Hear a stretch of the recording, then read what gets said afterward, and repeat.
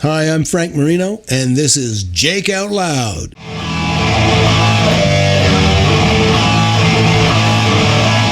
Past or present musicians that you admire today, in any genre of music? Oh, well, I admire quite a few of them. I don't know any today. Okay. But going to the past, Johnny Winter and Carlos. We're talking guitar players now. Johnny Winter, Carlos Santana, Duane Allman, obviously Jimi Hendrix. I really admire these guitar players for the way they played what they played. Yeah. It's not a question of ability. Alvin Lee, I admire very much. Bands that I admired for what they played. But on the personal level,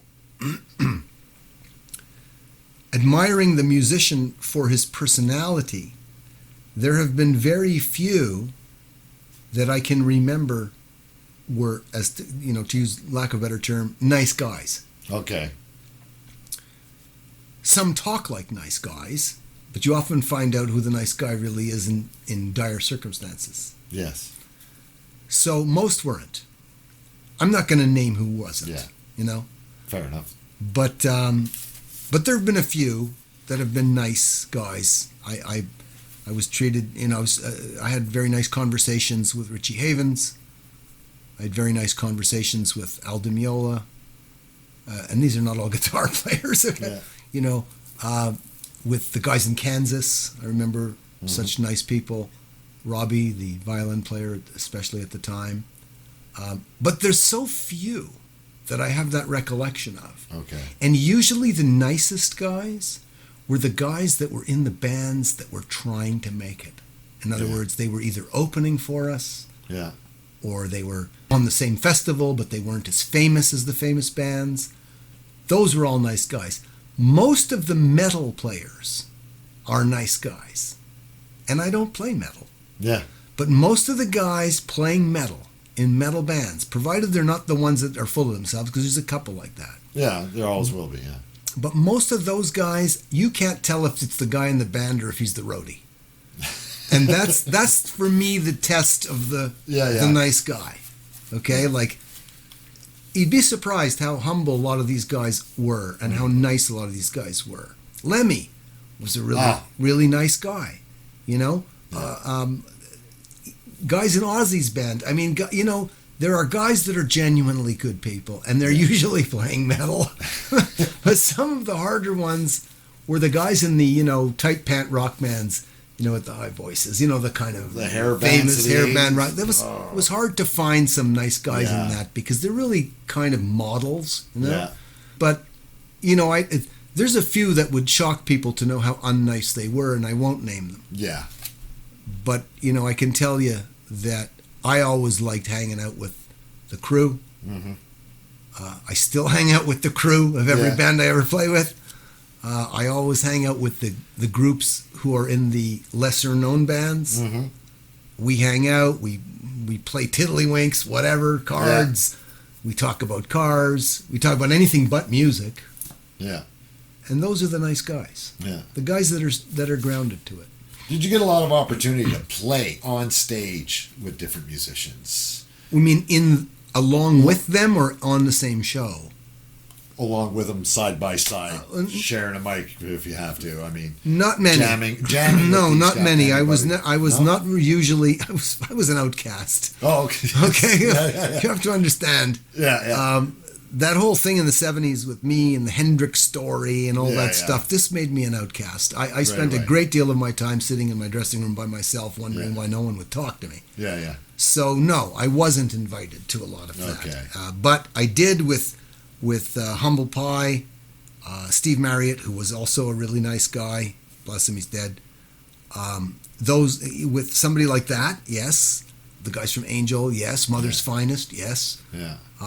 Uli Roth, Uli John Roth, which that only really happened about 10 years ago or 15 years ago. Mm-hmm. But for the most part, I was pretty much an outcast and wasn't invited to do those things when those things took place. No one would have invited me into We Are the World or Or one, I can't see you. I was like not one of the guys that would be called in for some of those things because I had a reputation. Look, in fairness, did have a reputation of putting down the industry. Yeah. Okay, so I don't blame them. Yeah. I don't blame them. So you're outcast. I'm sort of blackballed is a strong word, but he doesn't fit. He's not like, he doesn't smoke dope, he doesn't take drugs, he doesn't drink. So what am I going to do? I'm going to go to these parties, and what am I going to do? Yeah. Most of the time, those guys don't get together to play. Yeah, that's true. How often do you actually see them say, hey, let's go to so-and-so's place and play? I mean, guys like Hendrix did that, but that was before my time. Yeah. He did a concert in the city. You'd think that night he was at some studio playing with somebody. Okay, like that's what they did in those days. Not just him, but everybody did. Everybody did that. That's okay, right, but in the 70s, it wasn't like that. You didn't find you'd find people coming up to you after a show and saying, where's the party tonight? As if there was always a party. Yeah. And you know what? Maybe there was a party, but it wasn't with musical instruments because they were all packed in a semi-tractor trailer and no one walked around with their instruments. Yeah, that's right. And if they did show up at some studio or some television place to do something late at night, it was because someone was going to film it or someone was going to sell it or someone was going to package it as a duet or something that they were going to make money on. Yeah. It was all about business with most people who did this. Yeah. And how many times you could say to some of these musicians, let's go do this or let's go do that just because it's fun, and you'd get, well, I'd like to, but my manager won't let me. As if that's true. Don't ever believe that when you hear that. That's not true. Yeah. The manager becomes the bad guy for the band, but the manager never tells the band what to do. And if the crew does something terrible to you, if you're on opening a show and the crew of the headliner does bad things to you, like cut your wires or turn on the lights or whatever, that's not coming from the crew. That's coming from the band. Oh, okay. Don't ever believe it. The fish stinks from the head down. Yeah. And as the lessers act, so do the uppers. They get their cue from the uppers. Yeah, they got to get it from somewhere. And the musicians telling you, I'd love to, but my manager won't let me, or but my record company won't let me. He's really saying, thank God I can say my manager won't let me, or my record company won't let me, so that I don't have to tell you the real reason. Yeah. So you can tell. It's just, nobody in our business is any different than anyone else you know. Yeah. But they've been put in a position where they can be different. And so some of them use it to their advantage. Yeah. That's sort of what I'm telling people here. It's thoughts like this that got me excluded from the parties. Frank, if you started all over again, would you do it the same way? Sure. Yeah. Sure I would. Yeah. The only thing I wouldn't do is I wouldn't sign that first contract. Okay. But yes, I would do it all over again, and I would probably ask whoever was managing me to try to get me gigs with the type of bands that were more like my music. Yeah. I always felt we were a little bit miscast. Yeah. Mahogany Rush was this band that played really odd psychedelic music like Strange Universe and all that early stuff. And here we were being cast into shows where we had to play Johnny Be Good and King Bee. Yeah. Because it was that type of show. Was I going to go on stage at the Cal Jam and play something like Look at Me or some slow ballad, which is part of one of my records? Yeah. That would be ridiculous. So you're there and you're playing the King Bees. They're still you. It's still a facet of me. But it's that facet of me that I think I did a little too much of. And so we got sort of cast as being one of those rock bands that sort of, shows up at all these sessions and at all these shows and does those kind of things. That's the stuff that pops up on YouTube. Looking back over the recent months, Don Kirshner's rock concert, the Midnight Special, and there you're coming out doing Johnny B. Good. Well, you know what? It's interesting when you say the Midnight Special. I never forget that, because they had this guy Wolfman Jack. Yes. And so we get to when you do Midnight Special, by the way, you're in like a room that's like a gymnasium.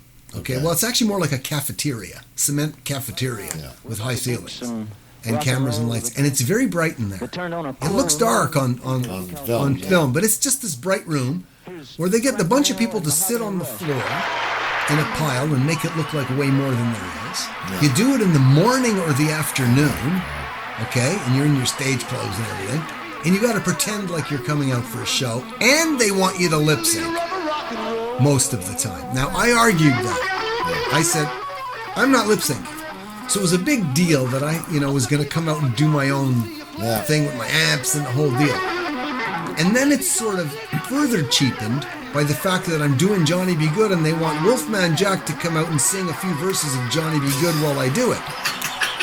This is like, okay, you know what? I'm going to smile, let the guy go, come out, thank you very much. But guess what? I feel really like that is not really what we're supposed to be doing. Yeah. And it's just silly. It's just silly. It's ridiculous. And you end up playing into that.